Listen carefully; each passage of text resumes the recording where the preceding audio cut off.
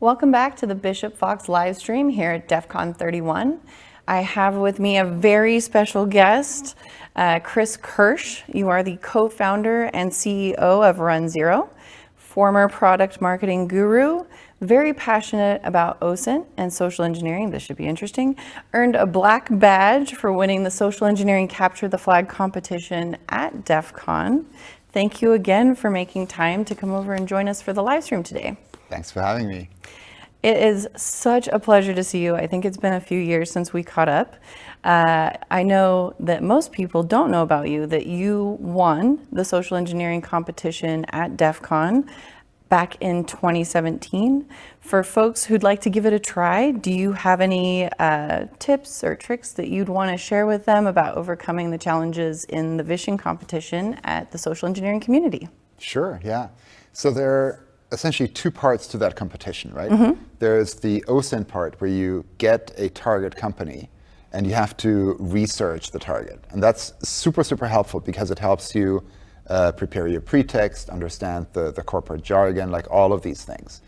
And the second part is being live on stage and actually social engineering in front of a live audience. So you call the company and you have to get certain types of information to win the challenge. Mm-hmm. And so when you're preparing for the competition, there are a few things. First of all, you have to get really good at OSINT.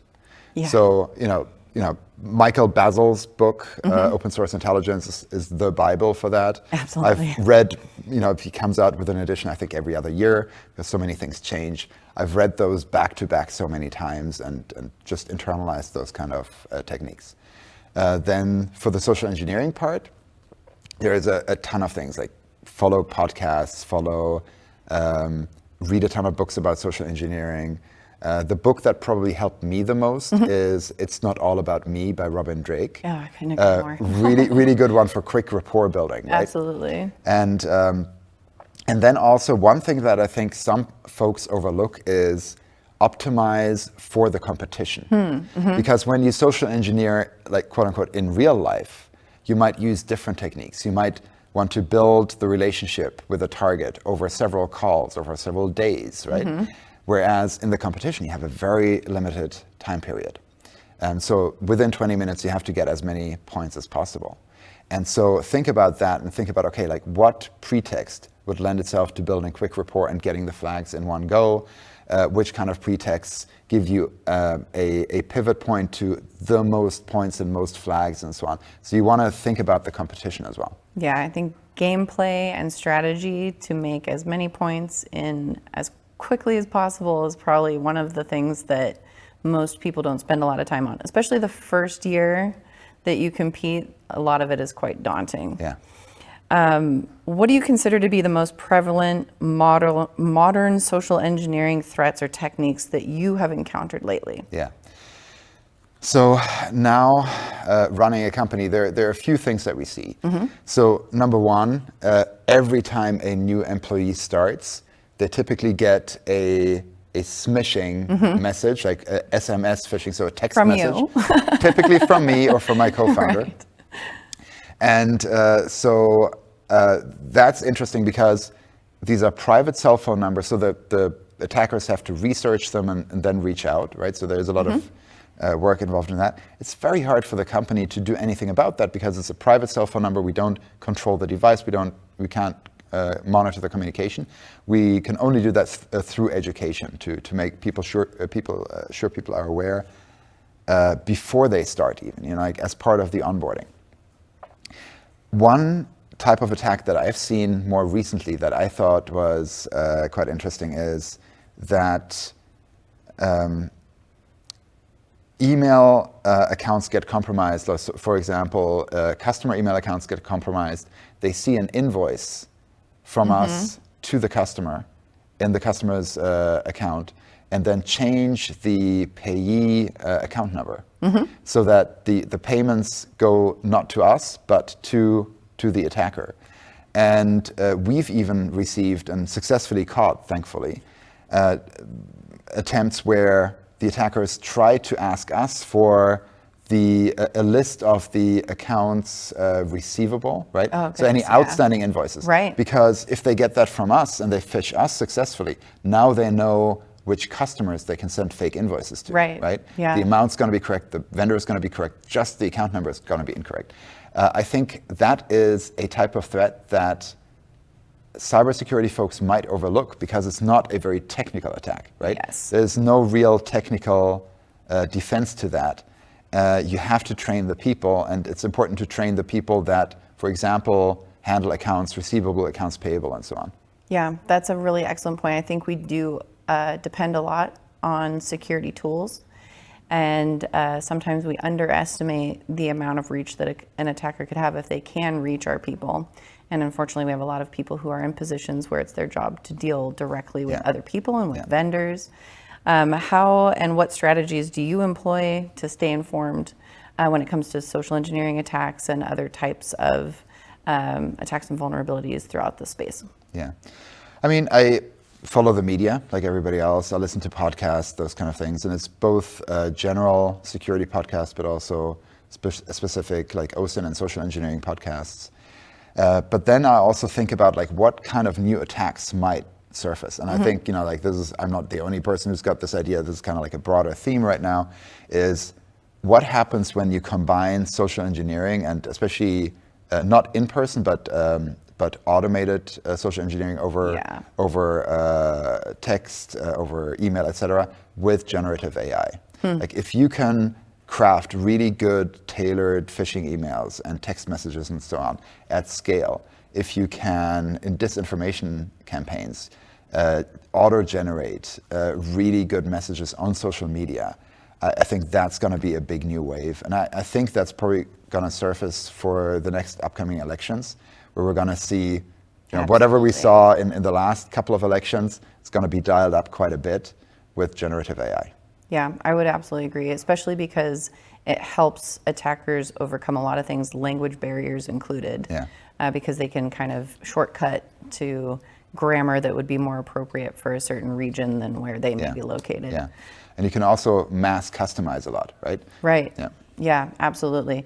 So speaking more about putting yourself into the shoes of an attacker, I know that you have done some work learning more about pickpocketing and a variety of other skills. Can you tell us more about that? Yeah, I sometimes have stupid ideas and go down a rabbit hole and to learn a skill as best as I can, and then I completely, abandon it. Then I abandon it and never do it again. Like pickpocketing was one of these examples, right? Where my dad got pickpocketed next to me on the metro in Paris. We were there for a family trip, and I wanted to figure out, okay, how could I have defended against that? And then I, found a few resources and so on, but it wasn't that interesting. The more interesting part was like, how do you actually pickpocket? And so I was researching a ton, and I committed myself by submitting an abstract once I'd researched enough to do a decent job, and then I tried to push it as far as possible to learn more and do a live demonstration. And I did a pickpocketing competition as well at that conference. Oh, wow. With 100 people, where we had fake items like in bright green, so they would stick out from like the actual wallets and phones and so on that we were stealing in access badges. And people wore little opt-in badges that said like, I consent to being pickpocketed, green items only and so on, so that they could actually test it out. And that was a ton of fun. So there was like 100, 200 people or something like that, pickpocketing for an entire day, each other, and then, Yeah, that sounds like a lot of fun. It's been a pleasure to watch you start Run Zero and watch it really blossom. Is there anything that you're particularly excited about right now? Initiatives, product solutions? Yeah, so I'm very excited. We're launching in about a month. We're launching a new type of collection capability. So maybe I should talk about what Run Zero does. So basically, we tell you all of the assets that you have in your managed and unmanaged IT, in your OT environments, in your cloud, and with remote users. Because once you understand that attack surface, right, you can start protecting it. And then we give you analysis on what's risky, what does your security coverage look like? Do you have EDR and vulnerability management on all of your devices and all of that stuff? And help you manage that environment well. Because my co-founder is H.D. Moore. He's the creator of Metasploit, right? Oh, okay. And when he was doing pen tests, he always saw that it was not the managed devices that would get him into companies. Like the managed devices they knew about, they were protecting pretty well, but it was the unmanaged devices. Yes. And so he tried to figure out, okay, how do we help companies find all of the devices on the network, not just the managed ones? And so that's the idea behind the product. So one new thing that we're launching next month is a passive detection capability where we can not only actively scan and integrate through APIs and figure out what's on the network that way, but we can also sniff networks and figure out the asset inventory. And that is important, especially for certain very sensitive OT networks, anything that could explode when you do something wrong, those kind of things. Absolutely. We have done a lot in OT, even with active scanning, by choosing a very safe method to scan the network. But in some industries, you just need that passive approach. Yeah, I absolutely agree. We've all done tests where we've been told not to touch the thing that could break very easily, but I think it's very interesting that you're using technologies that are similar to those that are used by offensive security testers and attackers to help companies identify everything that they have. Because like you said, it's impossible to protect something if you don't know it's there. Yeah. And one thing I'm always fascinated by is the contradiction in OT networks, that it's both the most critical system that must never go down and the most fragile thing on the planet that you can't even look at. Right. And that to me is a big challenge, I think, for the overall industry. Yes, absolutely. As someone who has worked with a lot of critical infrastructure organizations, it is darn right terrifying how precarious those things are within their networks, and how I don't want to say out of date, but how they run on sometimes very customized setups that can't even be prodded lightly or they will fall right over. Yeah. But yeah, that's really wonderful that you're able to help companies to identify not only what's on their network, but where they have gaps maybe in their security posture that they can help to resolve. Is there anything that you would like to share with our audience today about your initiatives here this year at Hacker Summer Camp and at DEF CON 31? Yeah. So I will be helping out with staffing at the Social Engineering Village, at the community, right?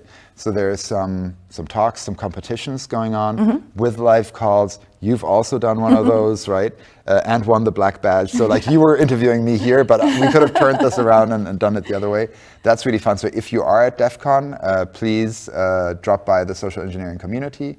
I think it's eye-opening if you've never seen that. Absolutely. Unfortunately, those aren't broadcast because the targets don't consent. And so therefore, it can't be recorded or broadcast under two-party consent laws.